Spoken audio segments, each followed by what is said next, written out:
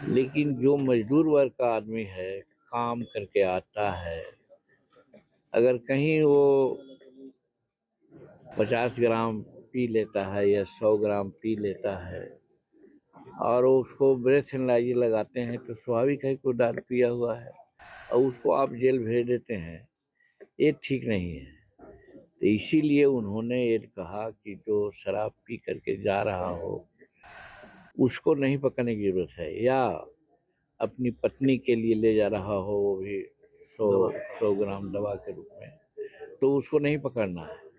बिहार के मुख्यमंत्री नीतीश कुमार ने कई सालों पूर्व बिहार में पूर्ण रूपेण शराबबंदी की थी और खुले मन से बिहार के मुख्यमंत्री नीतीश कुमार के तरफ से यह हमेशा वक्तव्य दिया जाता है कि बिहार में सफल शराबबंदी है और शराब बंद करने की जिम्मेवारी कहीं ना कहीं बिहार पुलिस के कंधों पर है। बिहार में पूर्ण रूपेण शराबबंदी को लेके जेडीयू के तमाम जो नेता हैं वो अन्य राज्यों में इस बात का हवाला देते हैं कि बिहार में कैसे सरकार चलाई जाती है, इसको लेके नीतीश से सीखना चाहिए। अब देखिए बिहार में जिस शराबबंदी कानून का हवाला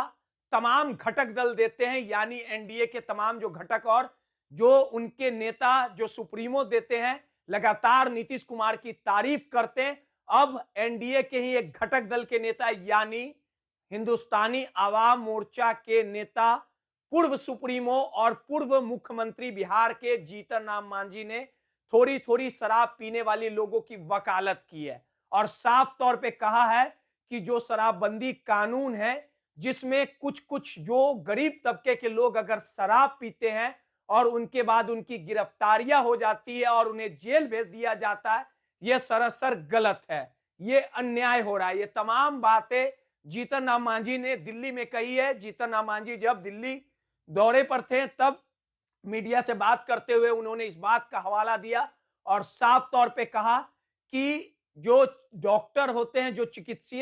चिकित्सक होते हैं, वो भी थोड़ी थोड़ी शराब पीने का हवाला देते हैं और ये तमाम बातें कहीं ना कहीं जीतन राम मांझी ने कही है और साफ तौर पे ये बातों का हवाला दिया है कि जो व्यक्ति अगर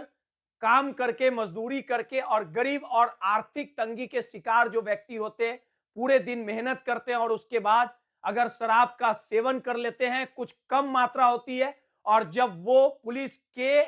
शिकंजे में पकड़ा जाते हैं तो उन्हें जेल भेज दिया जाता है। अधिकतर देखा जाए तो जेल में वैसे भी गरीब लोग हैं जो थोड़ी सी शराब का सेवन करने के बाद हवालात जेल का चक्कर लगा रहे हैं, कानूनी कानूनी चक्कर में पड़े हुए हैं। ऐसे बातों को लेकर जीतन राम मांझी ने दुख जाहिर किया और साफ तौर पे ये बातें भी कही हैं कि कहीं ना कहीं जो अमीर व्यक्ति होते हैं उन्हें सीखना चाहिए कि किस प्रकार से वो शराब का सेवन करते हैं और उसके बाद अपने घर में रहते हैं, हो हंगामा नहीं करते। ये तमाम बातें जीतन राम मांझी ने कही है। आपको बता दें कि शराबबंदी को लेकर लगातार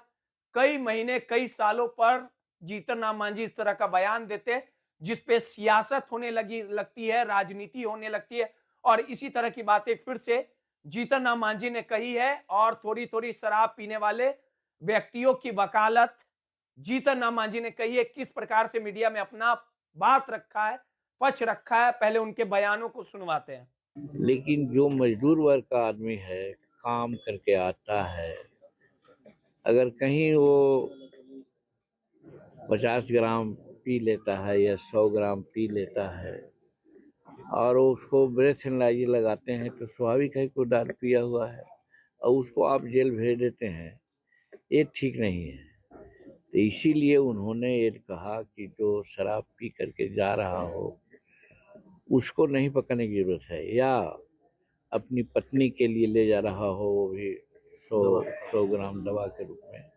तो उसको नहीं पकड़ना है। लेकिन जो वर्तमान प्रशासन है, पता नहीं सरकार से उसको चिढ़ है या जनता से चिढ़ है, वो ऐसे ही लोगों को पकड़ता है। जो पी जा रहा है तो उसको ब्रेथ एनालाइजर लगाएगा। तो आपने साफ तौर पे सुना कि अब फिर से जीतन राम मांझी ने पूर्ण रूपेण शराबबंदी पर सवाल उठाया है, अपने बातों को अपने सहयोगी दल के पास पहुंचाने की कोशिश की है। अब देखना दिलचस्प होगा कि जीतन राम मांझी के इस बयान पर पूर्ण रूपेण शराबबंदी पर जो अपनी राय को देने का काम किया, अपनी राय को रखने का काम किया है। इस पर सत्ता पक्ष में जो उनकी सहयोगिया पार्टी है, जो उनके नेता हैं, उनका किस तरह से रुख आता है, उनका किस तरह से बयान आता है और विपक्ष जीतन राम मांझी के बयान को किस प्रकार से लेती है, ये सब कुछ देखना दिलचस्प होगा। माईपीडीए समाचार के लिए रोहित कुमार की रिपोर्ट।